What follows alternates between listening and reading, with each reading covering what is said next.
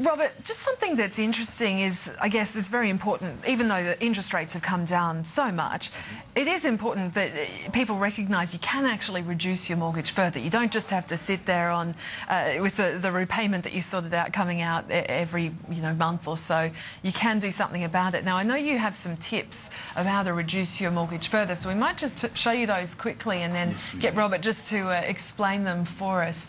So the first one, obviously, just looking there at pay as you receive your income, so pay as you get paid. Very, very, very important. Some people get paid on a weekly or fortnightly basis and they leave that money parked in the bank account, and while the money's parked in their savings account, the bank's actually using that and making a profit on them. The ideal scenario is move that money as you get it straight into your mortgage account, so it's actually being parked in your mortgage account. Setting up an automated recurring payment.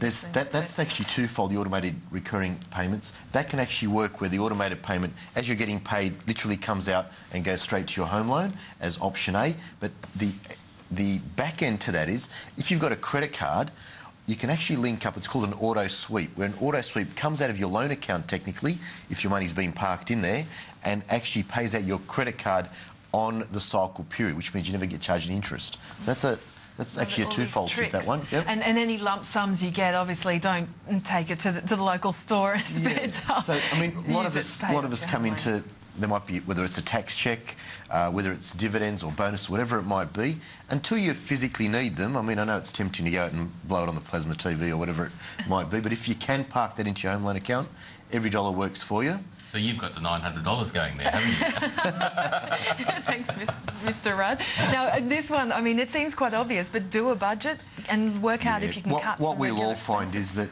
we're getting used to the lifestyle that we've always lived, and what we'd like to probably start seeing people doing is just revise your budgets occasionally. Just say, look, we're actually going out and spending this money on isolated things that doesn't really even add up on our budget, but it's not there at the end of the day. So it's obviously going somewhere. Try and keep a control of it. Look at your expenses, and if you cut your expenses, you've got more money sitting in your actual mortgage account. And obviously number 5, very important given what's happened. Yeah, what's happened here is what the consumers will probably realise is when they start getting to those convenience stores at a certain time frame, and because it's actually been, up till recently, it was all regulated, so you could only charge X amount of dollars per transaction, per day, depending what time of day it was. Nowadays, the conglomerates that have actually gone out there and acquired a lot of these ATM machines could theoretically charge just about whatever they want on that particular transaction. So in the very near future, be conscious of utilising convenience stores or places of convenience ATMs, because you'll probably be slugged probably close to $5, $6, $7, up to $10 a transaction. Wow, which could be going towards your mortgage. Yes. Increasing your repayments as rates fall. Yeah, we've actually found that from our records that as your repayments fall, it's almost like a double dip in reverse. So as the rates fall, if you increase your repayments, you're actually getting stuck into it twice as hard, so to speak. So it's almost the reverse psychology. We've now got a bit more money in our pocket with the $900 coming in. We've got a bit more money in our pocket with the tax cuts that happened not long ago. So instead of spending that, as rates fall, if you pay a little bit extra, you're actually chopping away at it twice as quick. Okay, and having your wages paid direct into your home loan account. Out of all the tips there, number 7, not that it's just my lucky number,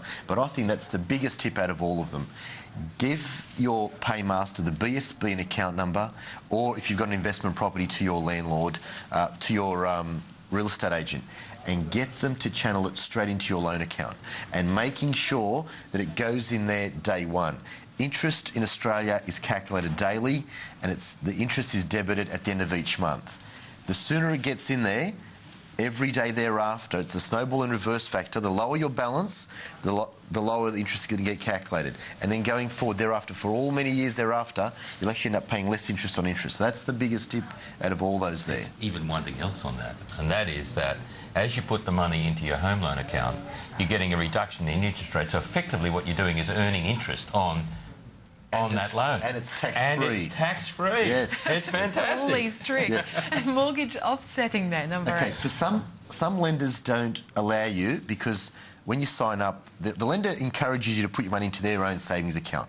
So for the ones that don't allow you to put it into a loan account, make sure that you get an offset account but not just an ordinary offset account that earns you 0.2% as their savings rate. Make sure the offset account is equivalent to your mortgage account, so it's 100% offset. So effectively, if they don't allow you to put all your money into your savings account, get it parked straight into that offset account, so it's working exactly the same. Doing it, yeah. Mortgage health checks, yeah, they're great. Products change, your circumstances change. There's different products coming out all the time. You need to be on top of it every few years or so. I know it might be hard and it's getting in the way of doing business or whatever it might be. It could save you thousands. And consolidating loans. Yeah, we see it regularly. I mean, the biggest time to consolidate is actually around now. So all the bills that have come in at Christmas, people get their statements and in the first week of, well, my credit card statement comes in on the 4th of February, for example, everything that my wife and myself spent on the kids and everything else there. And then you're realising that March is when you're trying to, all your bills come in, your rates come in, everything else. That's the biggest time to look at reconsolidating. So before Easter hits and you're struggling again, you've got it all in check.